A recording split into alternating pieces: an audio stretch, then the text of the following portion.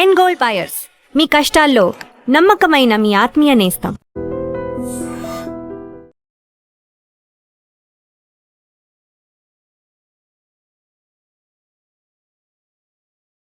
మందరి కృష్ణారెడ్డి గారు, America, Iran, Israel ఈ war ఇప్పుడిప్పుడే సద్దుమణుగుతున్నటువంటి పరిస్థితి ఉంది. ఇక పూర్తిగా ఆ ఎంఓయూ కుదిరిపోయి సంతకాలు అయిపోయి ప్రశాంతత నెలకొంటే బంగారం, వెండి ధరల పరిస్థితి ఎట్లా ఉంటుంది మీ అంచనా? బంగారం, వెండి అని ధరలు ఏవైతే ఉన్నాయో ఒక్క ఫ్యాక్టర్ మీద ఆధారపడి ఉండవు. ప్రపంచంలో ఉండే అనేక విషయాల మీద ఆధారపడి ఉంటాయి. యుద్ధం అనేది దాంట్లో ఒక భాగం. యుద్ధం కాకుండా దేశాలు పెంచేటువంటి ట్యాక్సెస్ మీద ఆధారపడి ఉంటాయి. రెండవది లభ్యతను బట్టి ఆధారపడి ఉంటాయి. మూడవది డాలర్ రేటు పెరిగిందా తగ్గిందా అనే దాని మీద ఆధారపడి ఉంటాయి. వాళ్ళ దేశంలో ఉండే కరెన్సీ వాల్యూ పెరిగిందా తగ్గిందా అనే దాని మీద ఆధారపడి ఉంటాయి. ఇలాగా అనేక రకాలైనటువంటి ఫ్యాక్టర్స్ మీద ఆధారపడది బంగారం, వెండి రేటు. యుద్ధం కన్నా ముందర పరుగులు పెట్టింది. 40 to 70% వరకు పెరిగిపోయింది. అప్పుడు అంతకుముందు ఉన్నటువంటి రేట్ల కన్నా పెరిగిపోయింది. సామాన్లు కొనలేని పరిస్థితి, మధ్యతరగతి వాడు దాని దరిదాపులకు వెళ్ళలేని పరిస్థితి. చివరికి జనం కొనడం మానేయడం వల్ల బంగారు దుకాణాలు కూడా మూసేటువంటి పరిస్థితి, లక్షలాది మంది రోడ్డు ఎక్కేటువంటి పరిస్థితులు కూడా దారితీసేటువంటి సిచ్యువేషన్ వచ్చేసింది. సరే, యుద్ధం మొదలైంది, రేట్లు తగ్గడం ప్రారంభమైనాయి, తగ్గుతూ ఉన్నాయి. దాదాపుగా 30%, 20%, 25% దాదాపు తగ్గిపోయినాయి. ఇంకా బాగా తగ్గిపోతాయి. ₹1,00,000 లోపలే 10 తులం బంగారం అవుతుంది. అలాగే వెండి కూడా అంత దగ్గరకు వచ్చేస్తుందని కొంతమంది చెప్తున్నారు. కానీ ఫ్యాక్టర్ ఏంటంటే, యుద్ధం ముగిసిన అందరూ ఖచ్చితంగా ఒప్పుకొని, నెతన్యాహు కూడా దీనికి ఒప్పుకొని అందరూ కలిసి యుద్ధాన్ని పూర్తిగా చేశారనుకుందాం. చేసిన ఈ యుద్ధం వల్ల కలిగినటువంటి ఏవైతే అనర్థాలు ఉన్నాయో, ఈ అనర్థాలన్నీ కూడా క్లియర్ అయ్యి, అంటే ఇప్పుడు గల్ఫ్ దేశాల మీద విపరీతమైన బాంబింగ్ జరిగింది. అక్కడన్నీ మొత్తం చమురు బావులలో అసలు చమురు తీయడానికి వీల్లేని, క్రూడ్ తీయడానికి వీల్లేని పరిస్థితులు అక్కడ ఏర్పడ్డాయి. ఇప్పుడు వాటన్నిటి తిరిగి పునర్నిర్మించాలి. వాటన్నిటి కూడా బాగు చేసుకొని దానికి 6 నెలల నుంచి 2 సంవత్సరాలు 4 సంవత్సరాలు కూడా పట్టేటువంటి పరిస్థితులు ఉన్నాయి. అవును, హార్ముజ్ జలసంధి లోపల ఇవాళ ఓపెన్ చేసినా దాంట్లో దాచిపెట్టబడ్డటువంటి ఏవైతే ఉన్నాయో, దాంట్లో బాంబులు ఉన్నాయో అవన్నీ బయటికి తీస్తే తప్ప సురక్షితంగా ఓడలు ప్రయాణం చేస్తాయనే నమ్మకం లేని పరిస్థితి ఉంది. అవి ఎక్కడైతే పెట్టారో అక్కడ నుంచి లేకపోతే వాడు చెప్పిన రూట్లోనే పోవాలి తప్ప వేరే రూట్లో పోతే అది ఆటోమేటిక్గా పేలే అవకాశాలు ఉన్నాయి. సీ మైన్స్, ఇలాంటి సిచ్యువేషన్స్ అక్కడ ఉన్నాయి. దీనికి ఎంత టైం పడుతుందో తెలియదు, తీయడానికి 5-6 నెలలు టైం పట్టే అవకాశాలు ఉన్నాయి.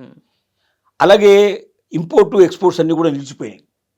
ఇవాటికి మళ్ళీ మిషన్స్ అన్నింటి లోపల చేసి పరిశ్రమల లోపల దాన్ని తయారు చేసి పంపడానికి టైం పడుతుంది. రా మెటీరియల్ రెడీగా ఉండదు, ఇవన్నీ ఉండదు. ఇప్పుడు దాదాపుగా 4 నెలల నుంచి పడకేసిన వాటి అన్నింటి ఓపెన్ చేసి కంప్లీట్ చేయాలంటే ఇట్ విల్ టేక్ టైం. ఒక 2-3 నెలల పాటు మాత్రం బంగారం రేట్లు ఇప్పుడున్న రేట్ల కన్నా కొద్దిగా అటు ఇటుగా కదులుతుంటాయి. ఒక 5,000, 10,000 రూపాయల లోపల డిఫరెన్స్లోనే తగ్గొచ్చు, పెరగొచ్చు, తగ్గొచ్చు, పెరగొచ్చు, ఇక్కడే ఉంటాయి. మరీ ₹1,00,000 వచ్చే అవకాశం అయితే లేదు. అలాగే విపరీతంగా పెరిగే పరిస్థితి కూడా లేదు. ఇప్పుడు 1,50,000 దగ్గర కొట్టుకుంటుంది. 1,52,000, 1,50,000 అట్లా కనబడుతుంది. అది 1,40,000 రావచ్చు, 1,35,000 దాకా రావచ్చు, లేదా 1,65,000, 1,70,000 రావచ్చు. ఈ మధ్యలోనే కొంచెం పెరగడం తగ్గడం, పెరగడం తగ్గడం. ఈ డిసెంబర్కి 2,00,000కి వెళ్తుంది అంటున్నారు సార్. అదే చెప్తున్నా. ఈ 3 నెలల పాటు, 2 నుంచి 3 నెలల పాటు, అంటే జూన్ నుంచి మనకు పోయింది, జూను, జూలై, ఆగస్టు వరకు మాత్రం ఈ పరిస్థితులు ఉంటాయి. ఒకసారి యుద్ధం యొక్క ఫలితాలు ఏవైతే ఉన్నాయో వాటిలోంచి బయటపడి తిరిగి యథాస్థితికి దగ్గరగా వస్తున్నప్పుడు పరుగులు పెట్టడం ప్రారంభిస్తుంది. బంగారం పరుగులు పెడుతుంది, వెండి పరుగులు పెడుతుంది. తప్పనిసరిగా ఫైనాన్షియల్ ఇయర్ అంటే 2027 ఏప్రిల్ 1 వరకు ఖచ్చితంగా 3 లక్షలు దాటేటట్టుగా, 2 లక్షలు కాదు 3 లక్షలు దాటడానికి బంగారానికి అవకాశాలు ఉన్నాయి. అలాగే 4 నుంచి 5 లక్షలు వెండి దాటేటువంటి పరిస్థితులు కూడా ఉన్నాయి. ఇది ప్రపంచ నిపుణులు చెప్తున్న మాట. కానీ ఇప్పుడు డిసెంబర్ 2,00,000 అంటే మళ్ళీ ఒక 3-4 మంత్స్లోనే ఈ డిసెంబర్ కాదు, ఏప్రిల్ ఫైనాన్షియల్ ఇయర్ అంటున్నా. ఫైనాన్షియల్ ఇయర్ మీకు ఏమవుతుంది?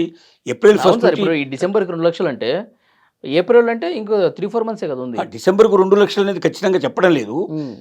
ఏప్రిల్ 1కి అంటే 31 మార్చికి నెక్స్ట్ ఇయర్ 2027 31 మార్చి వరకు ఖచ్చితంగా 3 లక్షలు టచ్ అవ్వడానికి పాసిబిలిటీస్ ఉన్నాయని కూడా చాలామంది నిపుణులు చెప్తున్నారు. వెండి 4 నుంచి 5 లక్షల దాకా కూడా టచ్ అయ్యే అవకాశాలు ఉన్నాయని కూడా చెప్తున్నారు. కానీ ఏది ఏమైనప్పటికీ ఇదంతా దేని మీద ఆధారపడుతుంది, మళ్ళీ యుద్ధం రాకుండా ఉండే పరిస్థితులు రావాలి. దీంట్లో అనేక రకాల కనపడుతుంది. నెతన్యా ఇవాళ కానీ ఒప్పుకున్నాడు. పైకి సరే అంత బాగానే ఉన్నట్టు కనిపిస్తున్నప్పటికీ ఏదో ట్యాక్స్ మేము వసూలు చేసుకుంటామని చెప్పి ఇరాన్ అంటుంది, లేదు కుదరదని చెప్పి వీళ్ళు అంటా ఉన్నారు. అసలు పూర్తిగా శుద్ధి చేసిన యురేనియం ఏదైతే ఉందో దాన్ని పూర్తిగా మేము తీసుకెళ్ళిపోతామని ట్రంప్ అంటున్నా ఉన్నాడు. ఏం జరుగుతుంది సార్? ఇంత ప్రశాంతత అసలు ఉందంటారా? బలమైన మధ్యవర్తి లేడు దీంట్లో. పాకిస్తాన్ లాంటి పనికిరాని దేశం దీంట్లో జోక్యం చేసుకునే ప్రయత్నం చేసింది. చివరికి పాకిస్తాన్ మాకు వద్దు ముర్రు అని చెప్పి ఇరాన్ దాన్ని తిప్పి అవతల పడేసింది. ఖతారు ఇప్పుడు మధ్యవర్తిత్వం వహించినంత ఖతారు. కనీసం ఈ మాత్రం పరిస్థితి వచ్చిందంటే పాకిస్తాన్ కాదు దీనికి కారణం, ఖతారు తీసుకొచ్చింది. ఖతారు కూడా కొంతవరకే కెపాసిటీ ఉన్నటువంటి దేశం. దాని ఇరాన్ ముందర నిలబడి చేయగలిగేంత కెపాసిటీ దానికి కూడా లేదు. కాబట్టి రేపొద్దున దీనంతా కూడా ఐరోపా దేశాల లోపల స్విట్జర్లాండ్లో ఈ యొక్క 60 రోజులకు సంబంధించినటువంటి తాత్కాలిక ఒప్పందం ముందర సంతకం అవుతుంది. ఇది బేస్.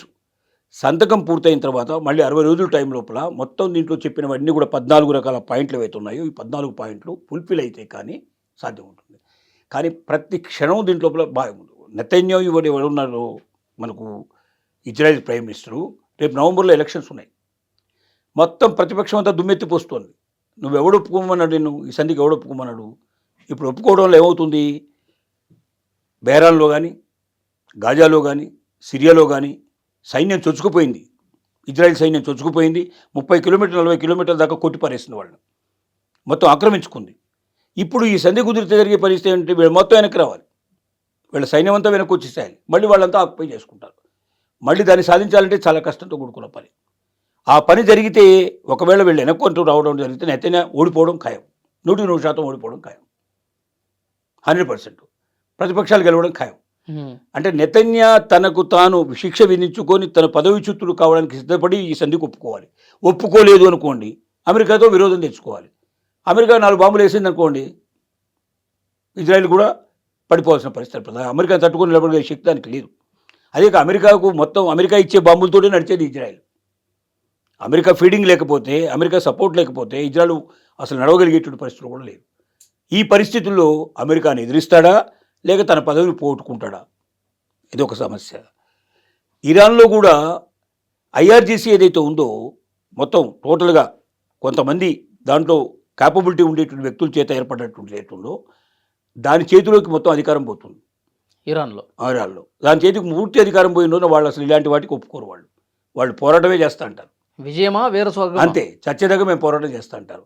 అది అతి త్వరలోనే జరగబోతోంది. పూర్తిగా ఇప్పుడు 90% బదలాయింపు జరిగింది, ఇంకో 10% మాత్రమే ఉంది. ఈ 10% కూడా అయిపోతే మాత్రం ఐఆర్జీసీ ఎవడి మాట వినదు, అమెరికా మాట అసలు వినదు. అప్పుడు ఏమవుతుంటే ఇది చేసినటువంటిదంతా వ్యర్థమయ్యే పరిస్థితి కనపడుతుంది. ఓకే, అప్పుడు ఎట్లా ఉంటాయి సార్ బంగారం వెండి ధరలు? మళ్ళీ స్టార్ట్ అయితే యుద్ధం భయంకరంగా జరిగితే తప్పనిసరిగా పడిపోయే అవకాశమే ఉంటుంది. యుద్ధం ఆగిపోతే పెరిగిపోయే అవకాశం ఉంది. కాబట్టి యుద్ధం ఒక కీలకమైన విషయం. యుద్ధంతో పాటు మిగతా ఫ్యాక్టర్స్ కూడా ఉన్నాయి, అవి కూడా ఆలోచించాల్సింది. ఏది ఏమైనప్పటికీ 2-3 నెలల పాటు కొంచెం తగ్గడానికే పాసిబిలిటీస్ కనబడుతున్నాయి, ఆ తర్వాత పెరగడానికి అవకాశాలు కనబడుతున్నాయి. ఇప్పుడున్న పరిస్థితులు ఇట్లా ఉంటే ఏది ఇప్పుడు చేసినవన్నీ కరెక్ట్గా సంధి చేసుకోవడం ఏదైతే ఉందో అగ్రిమెంట్స్ అన్నీ కూడా పీస్ అగ్రిమెంట్ అంతా కూడా కరెక్ట్గా అమలై యుద్ధం నుంచి దూరంగా జరుగుతూ ఉన్న కొద్దీ బంగారం రేటు పెరగడానికి పాసిబిలిటీ ఉంది. ఒకవేళ అది జరగలేదనుకోండి, అక్కడే ఉందనుకోండి, ఇది కూడా ఇక్కడే ఉండే అవకాశాలు ఉంటాయి. Thank you sir.